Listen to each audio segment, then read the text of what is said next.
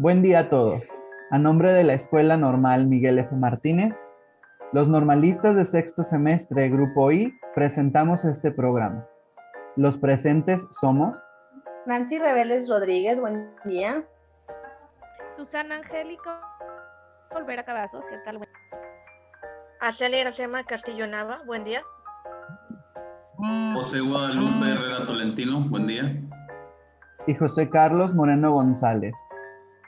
El título de este programa es Los maestros que debemos ser. La temática es informativa e introspección. El nombre del documento que estamos analizando o del que vamos a hablar es Perfiles profesionales, criterios e indicadores para el personal docente, técnico docente, de asesoría técnica pedagógica, directivo y de supervisión escolar. Y estaremos manejando 3 secciones en este programa. La primera parte vamos a dar información sobre estos perfiles. En la segunda parte vamos a hacer una reflexión e introspección de nuestra práctica docente con base en estos perfiles, y en la última sección hablaremos de cómo se puede mejorar el trabajo en la escuela normal a partir de estos perfiles profesionales e indicadores. Iniciemos con la primera parte de nuestro programa, que es información sobre los perfiles profesionales, los criterios e indicadores para el personal docente según la nueva escuela mexicana. El documento Perfiles profesionales, criterios e indicadores para el personal docente, técnico docente, de asesoría técnica pedagógica, directivo y de supervisión escolar. Fue publicado el 11 de diciembre de 2020 por la Secretaría de Educación Pública. Tiene por objetivo presentar los perfiles, dominios, criterios e indicadores que son los referentes para los procesos de admisión, promoción, reconocimiento, formación y acompañamiento al personal antes señalado, conforme a lo establecido en la Ley General del Sistema para la carrera de los maestros y las maestras. Los criterios profesionales para los docentes que usaremos en nuestra reflexión son 4. Maestro que asume quehacer profesional con apego a los principios filosóficos, éticos y legales de la educación mexicana. Maestros que conocen a sus alumnos para brindarles una atención educativa con inclusión, equidad y excelencia. Maestros que generan ambientes favorables para el aprendizaje y la participación. Maestros que participan y colaboran en la transformación y mejora de la escuela y la comunidad. Muy bien, pues vamos a pasar a la segunda sección. Aquí vamos a hacer una reflexión sobre los criterios y los indicadores profesionales, sobre lo que debemos de ser como maestros, ahora que estamos a punto de terminar nuestra licenciatura. Y cada uno pues va a hablar un poquito de cómo se sienten al respecto al leer estos indicadores, si estamos cumpliendo o si no estamos cumpliendo con el perfil que nos falta para poder cumplir con ese perfil completo. A mí, por ejemplo, me llama la atención en el primer criterio que hable sobre los principios filosóficos, éticos y legales de la educación, porque se nota que está articulado directamente con el artículo 3. En el artículo 3 vienen descritos cuáles son los principios filosóficos, y nuestro perfil docente se está construyendo con base en cada uno de esos principios. Pero una de las cosas que me sorprende, bueno, no me sorprende realmente, sino que me llama mucho la atención, es que el maestro, aparte de comprometerse con la educación de sus alumnos, debe de estar comprometido con su propia educación y su constante preparación. Es parte de nuestro perfil no quedarnos solamente con lo que estamos viendo en la normal, sino seguir preparándonos en materia de estrategias, de actividades, de enfoques, de currículo, diferentes cosas que tenemos que hacer para nosotros estar al paso de las novedades educativas, para poder eso incluirlo en nuestras planeaciones y llevarlo a la práctica en nuestra aula. No sé qué opinan ustedes. Yo siento que al menos a mí me faltaría tener esa espinita de seguirme preparando. A veces uno queda ya bomba con todas las cosas de la normal, y ya lo menos que en lo que piensas es en volver a estudiar o en volverte a meter a otra escuela, pero pues esa va a ser nuestra constante.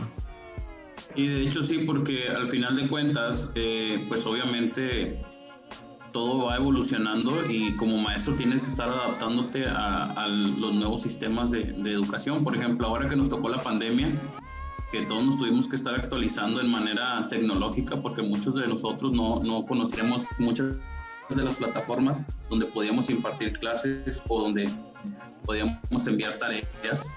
Por ejemplo, me tocó en mi escuela que en la primera etapa de la pandemia pues manejamos todo por cuadernillo y luego ya después que no, que adáptate a Classroom, que adáptate a Zoom, que adáptate a Meet. Entonces yo siento que sí, de esa manera siento que todos nos tenemos que seguir actualizando o siguiendo estudiando, al menos para estar a la par de la educación. Pues nunca terminamos de aprender. Si te dediques a lo que te dediques, siempre vas a tener que estar actualizándote porque siempre hay investigaciones nuevas, siempre hay estudios nuevos que tienes que estar al tanto, tienes que conocerlos porque pues de ahí también tienes que estar al día en conocimientos para poder innovar, que también es de los aspectos que tiene que poner en práctica el docente, innovar, buscar nuevas estrategias, buscar formas en las cuales pues su aula pueda ser inclusiva, pueda llegar a todos y a cada uno de sus alumnos. Entonces yo creo que nunca terminamos de aprender. Y claro, esta carrera es una de las que nos menciona mucho la inspectora, por ejemplo, de mi escuela, que dice que nunca, o sea, tú ya elegiste ser docente y toda la vida vas a tener que estar aprendiendo. En el segundo criterio, pues se habla de que hay que conocer a los alumnos para brindarles una mejor atención educativa. Y aquí es donde entra la inclusión. Y yo no sé a ustedes, pero a mí, a pesar de que soy muy perfeccionista con mis planeaciones y con la manera en la que hago mi trabajo, al momento de hacer planeaciones, siempre piensa uno en la escuela ideal, en los alumnos ideales, y no siempre pienso en esos alumnos que a lo mejor batallan más para aprender. A mí eso es lo que siempre me falla. Necesito pensar más en todos los que no puedan lograr el aprendizaje y ver cómo los voy a sacar adelante. Fíjate, estoy de acuerdo contigo porque para poder, como dice el apartado de conoce sus alumnos, para poder tener una aula inclusiva, para poder decir que nuestra aula es inclusiva, primero hay que reconocer la diversidad. Y no puedes tú reconocer una diversidad si no conoces a tus alumnos. Y no nada más en el aspecto cognitivo, lingüístico, sino también en el aspecto social, en el emocional. No puedes hacer una planeación sin comprender cómo es la situación de los alumnos. Y no se puede tener una aula inclusiva o diversa si no los conoces. No se puede apreciar lo que no se conoce. Y de hecho, por ejemplo, me dificulta mucho el aspecto de que al momento de adecuar la planeación, pues que nadie se quede atrás, ¿no? Esperando que todos tengan el mismo aprendizaje, pero pues como dice él, uno planea de cierta manera, pero inconscientemente siento que se nos pasa, en dado caso, pensar en esos alumnos que sí están batallando un poco. De hecho, una de las cosas que veíamos en clase era de poner a los alumnos al centro de nuestra actuación. Y eso estaba enmarcado por la Ley General de la Educación. En el artículo 11 viene hablando de que tenemos que poner al centro del aprendizaje a los niños, niñas y adolescentes.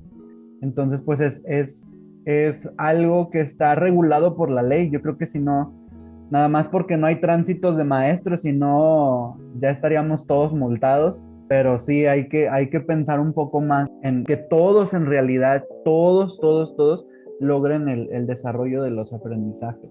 Todo esto que mencionamos de que el alumno es el centro del aprendizaje, pues dicta el perfil docente en ese tercer criterio que habla de generar ambientes favorables para el aprendizaje y la participación. Pues somos una generación de normalistas en la que nos toca pasar por 3 planes distintos, planear con esos 3 programas distintos y conocer bien los enfoques que plantea y los propósitos que plantea cada uno de los programas. Y aquí es donde entra algo que discutíamos también hace ratito, que es lo de los materiales didácticos utilizando las tecnologías de la información y la comunicación, o las TICs. Así es, fíjate, pues de acuerdo al principio que dice que la educación pues debe ser de excelencia, se vincula con el artículo 84 de la Ley General, nos habla precisamente sobre el uso de las tecnologías de información y de comunicación, y pues se vincula también con lo que mencionábamos ahorita, de que nunca vamos a terminar de tener que estudiar, pues tienes que tener un dominio de los saberes didácticos, de lo que tienes que hacer con ese conocimiento, con toda esa información. Tienes que aplicar tus conocimientos para que puedas generar ambientes favorables de aprendizaje, en donde pues ahí puedas aplicar para que los alumnos pues alcancen los aprendizajes, ¿verdad? Los aprendizajes esperados. También hay que considerar, bueno, ahorita que mencionabas, Nancy, de todos los conocimientos y ponerlos en práctica ya en tu planeación, en el aula, a distancia, también hay que darle ¿cómo poder decirlo? Esa confianza a los alumnos. Sabes que hay alumnos que pueden, que saben, pero se quedan atrás. Y muchas veces se quedan atrás no porque no sepan, no porque no puedan, simplemente porque tienen ese concepto de ellos mismos de no sé, no puedo. La barreras. Ándale. Y uno de los elementos que para mí es muy importante en el aula y a distancia es darle esa confianza, esa motivación positiva al alumno de que sepa que sí puede. Y cuando ya lo haya logrado, le confirmes que sí podía. Y es solamente que él quiera dar ese paso y que tú vas a estar como maestro a su lado, pues ayudándole, pero no le vas a hacer las cosas, ni los demás le van a hacer las cosas. Simplemente que va a tener un acompañamiento contigo, pero que sí realmente puede hacer lo mismo que sus demás compañeros. De hecho, ahorita lo que menciona Nancy sobre los alumnos recuerdo que, no sé si estoy bien, pero creo que es el artículo 30, también con lo que comentaba Charlie de los contenidos y los planes de programas, el artículo 30 del artículo 3 de la educación mencionaba eso, que uno como docente pues tiene que estar actualizado con cada uno de los planes y programas de estudios de la educación, porque pues si no estamos empapados de esa manera con los planes y programas, pues obviamente no podemos dar una educación de excelencia, que es lo que también menciona el artículo 16 del artículo 3. Estaba viendo hace poquito en un programa de radio, estaba escuchando que muchos de los alumnos, el 75 o 70% de los alumnos de México estuvieron como que con el menos del 50% de la participación a través de las clases en línea o a través de las clases que se impartían. Entonces, la mayoría que vamos a regresar al aula, a presencial, pues vamos a estar batallando con ese aspecto de que el alumno al final de cuentas no aprendió la mayoría de los aprendizajes esperados, o ni siquiera estuvo presente en las clases con los maestros, o ni siquiera viendo los programas de televisión. Definitivamente pienso que ahora o el día que regresemos a clases nos vamos a enfrentar a un grandísimo reto. Pienso que vamos a algo que no sabemos. Dentro de lo que tenemos que hacer también tenemos que investigar cómo estamos inicialmente en el grupo, los niños, cómo se sienten, su salud emocional, cómo le vamos a hacer. Creo que va a cambiar mucho todo eso, porque sabemos cómo se trabaja cuando no estamos afectados de cierta manera, ¿no? Pero ahorita lo que ha arrojado lo de la pandemia, pues yo creo que implica que nosotros como docentes nos comprometamos a cumplir con todas las normas que se nos piden, ¿verdad? Y eso abarca crear ambientes para los niños donde se sientan seguros y puedan, porque no sabemos tampoco qué pasaron ellos durante la pandemia, ¿sí? O sea, ahí iniciar para poder saber qué es lo que vamos a hacer. Creo que vienen cosas difíciles para nosotros, sin embargo, como ahorita normalistas, podemos formar un compromiso con los niños para poder llegar a lograr los objetivos que nos dictan, ¿no? Ser un buen docente, tratar de ser excelente en todos los aspectos. Así es. Y aquí, hablando de la participación de los alumnos y de las clases a distancia, es donde entramos al último apartado de criterios profesionales, indicadores de cómo debemos de ser como maestros.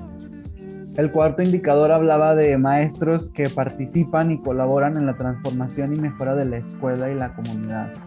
Y aquí, uno de los indicadores más importantes es que el maestro haga alianzas o pueda lograr una vinculación entre la familia y la comunidad educativa, la comunidad alrededor del plantel. Y yo creo que ese también es uno de los trabajos más pesados.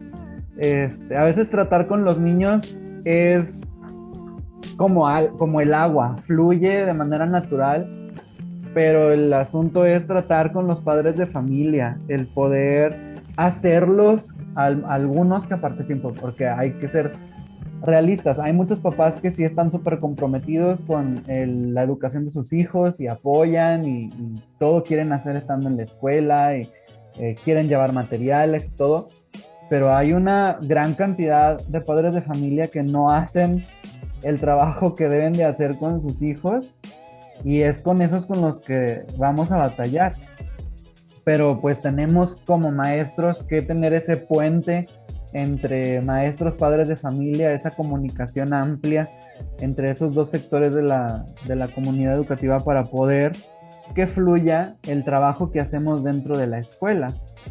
Y no solamente eso, sino también el aprendizaje entre pares.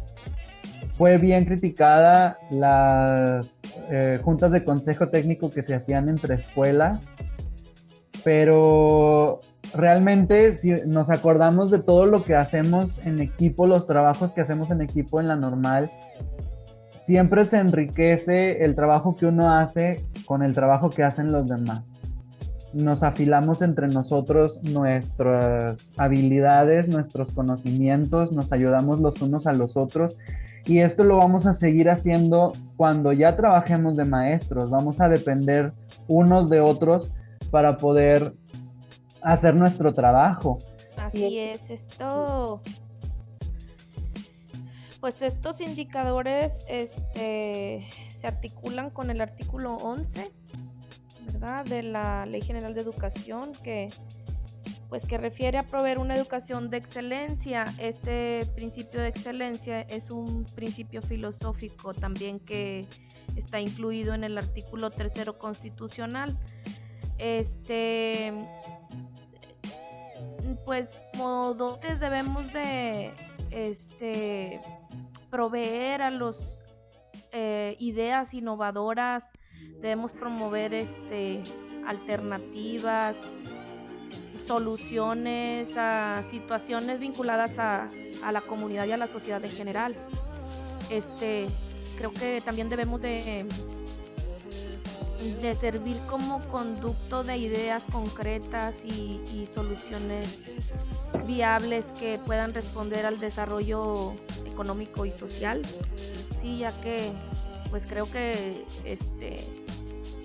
es muy importante ahorita el papel del docente, puesto que pues somos los constructores de esas futuras generaciones, y esto nos tiene que poner en una perspectiva pues de mantener una mirada de equilibrio, una mirada de contrastes, una mirada de repensar y cuestionar pues nuestro propio papel para poder realizarlo pues de una manera favorable, ¿verdad?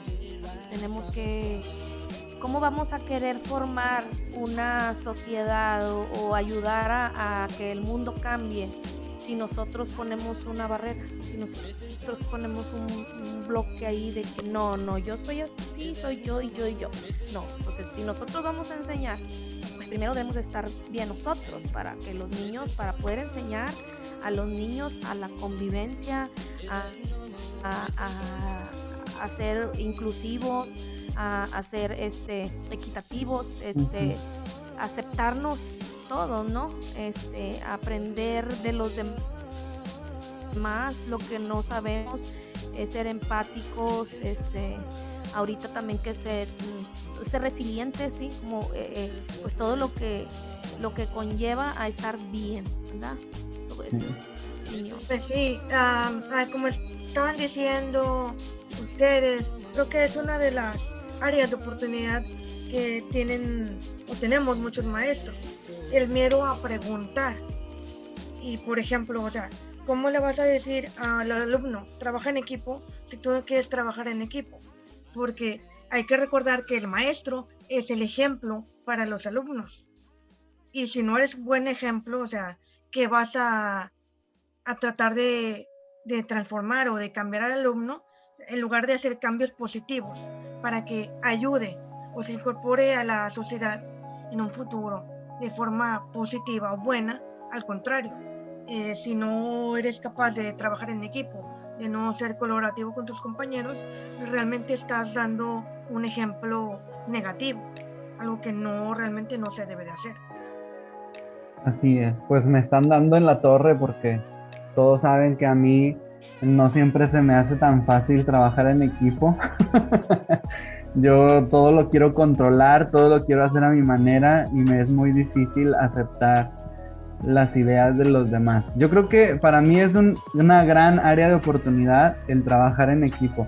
Siento que aquí en la normal aprendí un poco más a trabajar en equipo, casi que se me obligó a trabajar en equipo y fui siendo un poco más accesible hacia los demás, pero aún así todavía me falta. Entonces ya me imagino yo trabajando con mis compañeros de grado y diciéndoles no, aquí se va a hacer las cosas así, y si ellos me dan una idea de que vamos a hacer esto, yo diciendo sí está bien, pero por el otro lado descartándola. Entonces eso no lo hagan. Entonces no muchachos, hay que aprender a trabajar en equipo. Yo creo que va a seguir siendo un aprendizaje. Yo era igual que tú. Sí, me costaba también, te entiendo, porque no es sencillo. A veces queremos que los demás hagan las cosas como si nosotros las hiciéramos, y cada quien tiene su forma de hacer las cosas. Yo igual que tú, yo decía, ¿sabes qué? Quítate, yo lo hago. Pero también es como lo que estaban comentando ahorita, Salia, no puedes ser incongruente y predicar una cosa y hacer otra. Entonces, ¿cómo vas a enseñarles a los niños? En este caso, si entre pares es la forma, yo lo veo ya ahora como una forma de enriquecer, ¿sí? De enriquecer tu aprendizaje. En el caso, por ejemplo, de cuestiones muy específicas que a lo mejor en un documento, en un libro, no vas a encontrar una respuesta más que con otros docentes u otros compañeros normalistas que hayan pasado por una situación similar. Son los únicos que en un momento dado nos van a poder ayudar, y también no está mal pedir ayuda cuando la necesitemos, porque pues igual podemos hacer muchas cosas bien, pero siempre vamos a necesitar quien nos apoye en un momento dado, y pues también no está mal pedir ayuda, vaya. Entonces, así como nosotros podemos, como dicen los compañeros, apoyar, también en algún momento pues vamos a necesitar solicitar esa ayuda, y pues también hay que estar en la mejor disponibilidad, ¿verdad? Y no verlo como una, pues como te digo, como una obligación, sino como un aspecto pues enriquecedor de nuestra práctica. Así es. Bueno, y pues entrando ya a la última sección de nuestro programa, es hacia una crítica constructiva del trabajo que se realiza en la normal y de cómo se debe de mejorar o cómo se puede mejorar el trabajo que se hace en la normal, con base en estos criterios de cómo debe de ser un docente. O sea, si en realidad creemos que se nos enseñó a ser docentes o si hay todavía áreas en las que la escuela podría mejorar para enseñarnos a cumplir, o más bien para ayudarnos a desarrollar este perfil, a cumplir con este perfil hacia el final de los 4 años de carrera. Bueno, yo considero que tal vez un área de oportunidad que tiene la normal o tenemos todos los docentes cuando estamos en jornada, cuando estamos ahorita a distancia o cuando estamos en presencial, las tecnologías de información.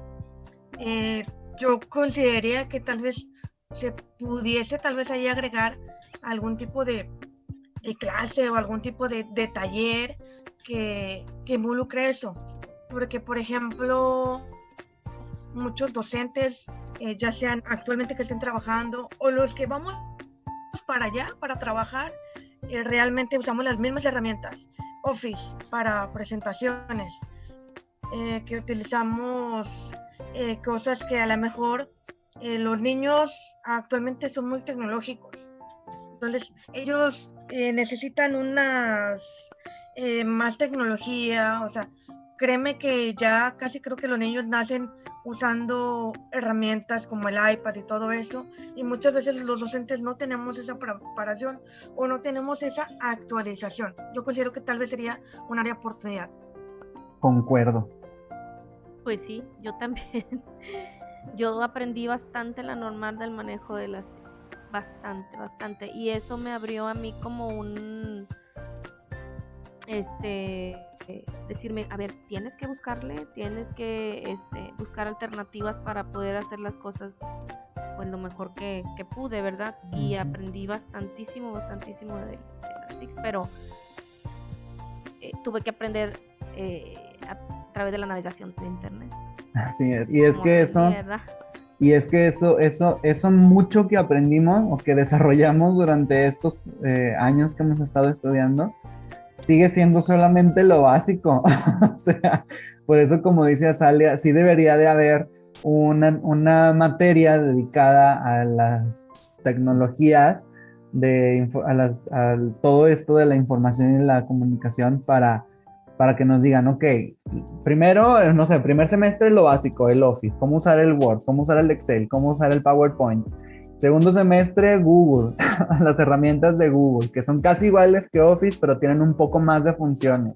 Tercer semestre, irle metiendo herramientas de gamificación, Kahoot, Quizzes, cualquier otra. Y así irle aumentando de dificultad, por decirlo así, porque sí es necesario y son cosas que vamos a seguir utilizando de aquí hasta que dejemos de ser maestros. Exacto. Bueno, pues con esto concluimos nuestro programa.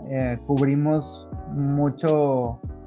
mucha información sobre el quehacer docente y discutimos nuestras propias áreas de oportunidad y aquellas de la institución que nos ayudó a formarnos como docentes. Gracias por escucharnos y que pasen muy buen día.